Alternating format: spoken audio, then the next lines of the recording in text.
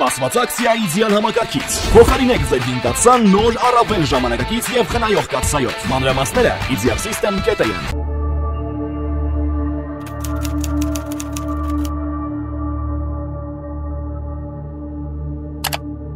Ողջույն հարգարժան տիկնակ եւ պարոնայք,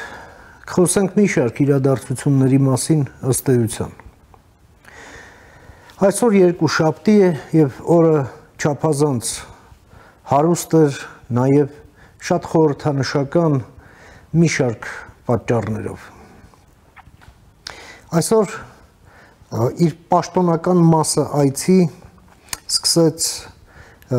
Եվրահանձնաժողովի նախագահի տեղակալ Կայա Կալլասը, որը երեկ էր ժամանել Երևան, այսօր հանդիպում տեղի ունեցավ արտգործնախարարի հետ,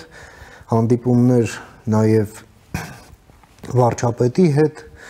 իսկ երեկ նա այցելեց քաղաքացիական առաքելության, Եվրամիության քաղաքացիական առաքելության շտաբը Եղեգնաձորում։ Այս ամենը շատ խորհրդանշական է, այսօր էլ Հռոստանում ՀԱՊԿ, այսպես կոչված կազմակերպության արտգործնախարարների հավաք էր եւ Արարատ Միրզոյանը Կայա Կալլասին Երևանում ընդունում էր ըստ ռուսների այդ ՀԱՊԿ-ի հավաքին գտնվելու փոխարեն։ Եվ նշվեց դա, որ ահա Հայաստանը չի գալիս, Հայաստանը պետք է գա, մենք հետևում ենք, սա ենք անում, նա ենք անում եւ հա, մեկ էլ անդամավճարներն էլ չեք մուծել, կմուծեք, իրենք են անում։ Դա ինչ։ Ավելի առաջ էլ անցան, պարզվում է Հայաստանում տեղի են ունենում չհիմնավորված հարձակումներ եկեղեցու դեմ եւ պարոն Լավրովին դա խիստ մտահոգում է։ Մի այսպես սովետի ժամանակ մի անեկդոտ կար այդպիսին, երբ որ հարցնում էին, որ Հոնդուրասում իրավիճակը մտահոգում է, ասում են, որ մտահոգում է դու էլ մի քորի։ Հիմա Լավրովին կարելի է առաջարկել այդ տարբերակը, որ շատ չմտահոգվի։ Եվ ինչին էլ պատասխանը տվեց Արարատ Միրզոյանը, որ լավ կլինի, որ պարոն Լավրովը չմիջամտի Հայաստանի ներքին գործերին, այսինքն Ռուսաստանի արտգործնախարարի այս պահվածքը, այս հայտարարությունը հենց ինքնին գնահատվեց որպես միջամտություն Հայաստանի ներքին գործերին։ Չի հանդարտվում նաև այդ թոկից փախած ռուս պրոպագանդիստական այդ ընկերակցությունը, որը լուտանքներ է թափում Հայաստանի վրա, եւ իհարկե այսօրվա Կալլասի այցը Երևան նշանավորվեց մի քանի կարևոր այսպես ասենք ձեռքբերումներով, այն որ Հայաստանը եւ Եվրամիությունը մեկնարկ են տալիս երկխոսությանը պաշտպանության եւ անվտանգության ոլորտներում, ինչպես նաեւ տնտեսական զարգացման, ինչպես նաեւ դիմակայունության ամրապնդման Հայաստանի։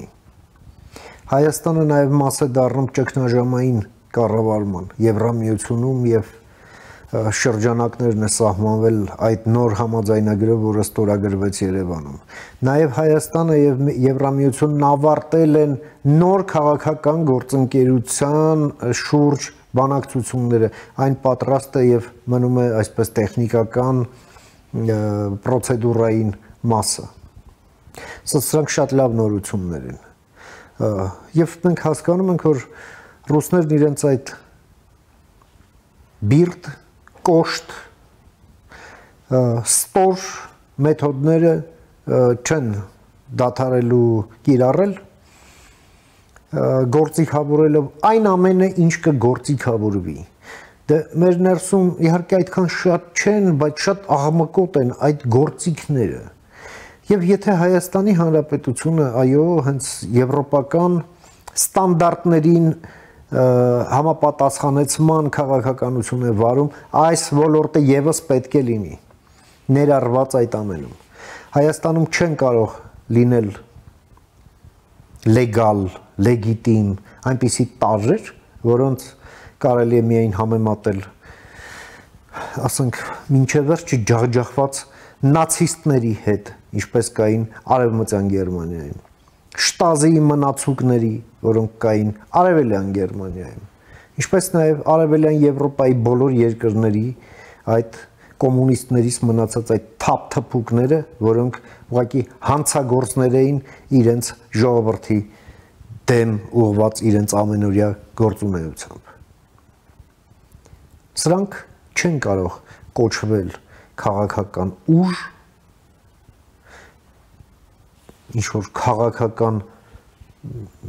գաղափարախոսության կրող, սա գաղափարախոսություն էլ չի։ Եթե ոնց կարելի է գաղափարախոսություն համարել մի բան, որն ուղղված է պետության լիկվիդացման, ըստ էության։ Անելիքներ կան։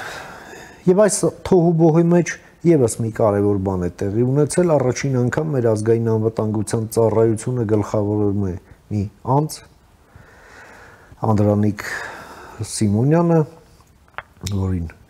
ես բարի երթ եմ մաղթում, սա առաջին դեպքն է, երբ ԱԱԾ-ն գլխավորում է մի մարդ, որը կապ չունի Ռուսաստանի հետ, ոչ մի ձևի։